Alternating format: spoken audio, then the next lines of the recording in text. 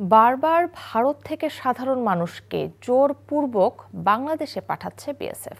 তবে যাদেরকে ঠেলে দিচ্ছে তাদের পরিচয় কি, কেনই বা তাদের ঠেলে দেয়া, এই বিষয়ে উত্তর খুঁজতে মাঠে নামে এনটিভি।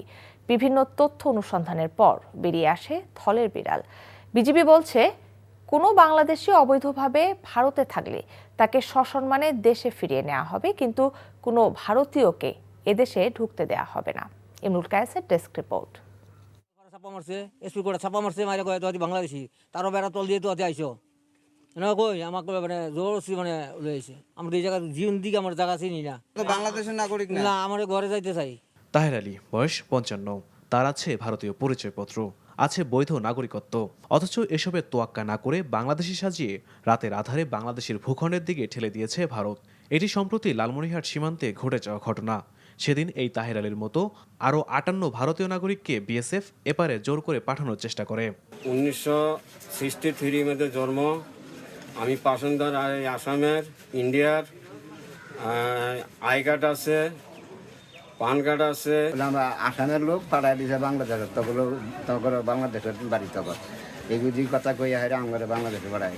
আমরা জন্ম কোথায়? আমার জন্ম ভারতেই জন্ম। হ্যাঁ কইছে খালি বর্ডার পার করবে, কোন বর্ডার পার করবে এটা তো বাবা আমরা চিনি না। বিজিবি সদস্য আর স্থানীয়দের বাধায় সে যাত্রায় কাউকে সীমান্তের এপারে ঢোকাতে না পেরে তাদেরকে ফেরত নিয়ে যায় ভারত। লালমনিরহাট সীমান্তে ব্যর্থ হলেও সিলেট, সুনামগঞ্জ, মৌলভীবাজার, খাগড়াছড়ি, কুড়িগ্রাম, ফেনী ও সাতক্ষীরা সহ বেশ কয়েকটি সীমান্ত এলাকা দিয়ে পুশিন অব্যাহত রেখেছে। বিভিন্ন গণমাধ্যমে প্রকাশিত খবরের তথ্য বলছে, এক মাসে প্রায় 1000 মানুষকে বাংলাদেশে পুশিন করেছে ভারত, বাদ যায়নি সুন্দরবন এলাকাও। বিজিবি জানায়, সীমান্তে পুশিন ঠেকাতে নজরদারি বাড়ানো হয়েছে। এলাকায় কোনোভাবেই অপরিচিত লোক এবং কোনোভাবেই যারা পরিচিত নয়, দেখা মাত্রই তাদেরকে চ্যালেঞ্জ করা এবং সীমান্তে নজর রাখার সাথে সাথে বিজিবিকে খবর দেওয়া। তো যেখান থেকে পুশিন প্রবণ এলাকা হচ্ছে, এখান থেকে আমাদের ভিজিলেন্স আরও বাড়ানো হবে। সে দেশের নাগরিকদের কেন জোর করে বাংলাদেশে ঠেলে দিচ্ছে ভারত? পুশিনের ব্যাপারে যেটা হচ্ছে সেটা তো আমরা দেখতে পাচ্ছি যে হচ্ছে, পুশিন হচ্ছে, এবং সেটাকে তো ফিজিক্যালি ঠেকানোর মতো তো সম্ভব না আসলে। এটা নিয়ে ভারতের সাথে আমাদের চিঠি আদান প্রদান হচ্ছে। আমরা বলেছি যে এটা পদ্ধতি অনুযায়ী যেন যাওয়া হয়।